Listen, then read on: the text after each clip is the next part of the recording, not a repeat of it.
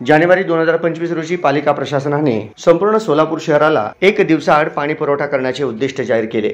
वास्तविक पाहता आज मितीत शहरात 5 दिवस आड 7 दिवस आड पाणी पुरवठा होत आहे। तसेच शहरातील विविध भागात गढूळ, दूषित, मैला मिश्रित अस्वच्छ पाणी पुरवठा होत आहे। याची सखोल चौकशी व तपासणी करण्यात यावी। यासाठी लागणारे साधन सामग्री, मनुष्यबळ, तंत्रज्ञ याची पूर्तता करून नागरिकांच्या आरोग्याच्या दृष्टीने काळजी घेण्यात यावी। सदर काम युद्धपातळीवर चालू करावे। तसेच मोदीखाना येथील बाबू जगजीवनराम झोपडपट्टी येथे दूषित पाणी पुरवठ्यामुळे झालेल्या 2 निष्पाप शाळकरी मुलींच्या दुर्दैवी निधनास कारणीभूत असणाऱ्या संबंधित दोषींवर सदोष मनुष्यवधाचा गुन्हा नोंदवावा। दूषित पाणी पिल्याने बाधित असलेल्या रुग्णांचे उपचार मोफत करावे। त्यांना कोणत्याही प्रकारचे आर्थिक तोशीस लागू देऊ नये व मयताच्या कुटुंबियास 25 लाख रुपये आर्थिक मदत करावे अशी मागणी माननीय आयुक्त यांच्याकडे ज्येष्ठ नेते माजी आमदार कॉम्रेड नरसय्या आडम मास्तर यांनी केली। मंगळवार दिनांक 8 एप्रिल रोजी ज्येष्ठ नेते माजी आमदार कॉम्रेड नरसय्या आडम मास्तर यांच्या नेतृत्वाखाली सोलापूर महानगरपालिका आयुक्त तथा प्रशासक यांना मोदीखाना बाबू जगजीवनराम झोपडपट्टी येथे झालेल्या शाळकरी मुलींच्या दुर्दैवी मृत्यू प्रकरणी मयताच्या कुटुंबियास आर्थिक मदत मिळाली पाहिजे ही मागणी घेऊन निवेदन देण्यात आले।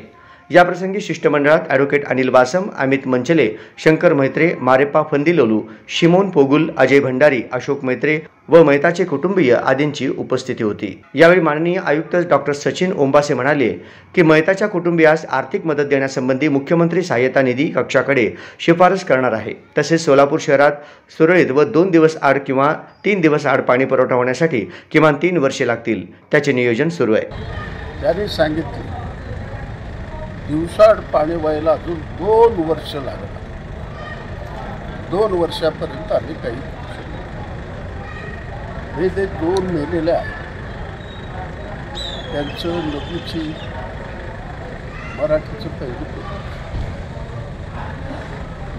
2 वर्षापासून अमित मंचले यांचे, शंकर मैत्रे, मारेप्पा आणि सतत विभागीय आयुक्त कधी सतत ते सगळे पत्र आहेत। कधी सर म्हणू लागला की आमच्यामुळं मेलं नाही, कुणामुळं मेलं तर आहे।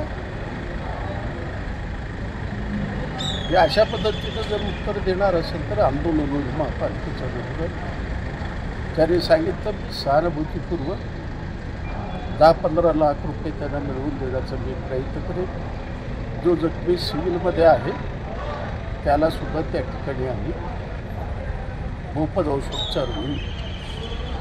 आणि इतकंच नाही, त्यांनी सांगितलं रेनगर करता या 8 ते 10 दिवसामध्ये संध्याकाळी आम्ही बसेस सोडू जेणेकरून लोकांची सोय, अशा पद्धतीचा शब्द दिलेला आहे। बघूया, प्रशासक सरळ आहे, काम करण्याचे त्यांच्यामध्ये धाडस आहे, ते करतील अशी अपेक्षा आहे। याबद्दल प्रकरण गेल्यानंतर मुख्यमंत्र्यांशी बोलून यांना किमान 10 लाख रुपये मिळेल अशी व्यवस्था करायचा प्रयत्न करतो।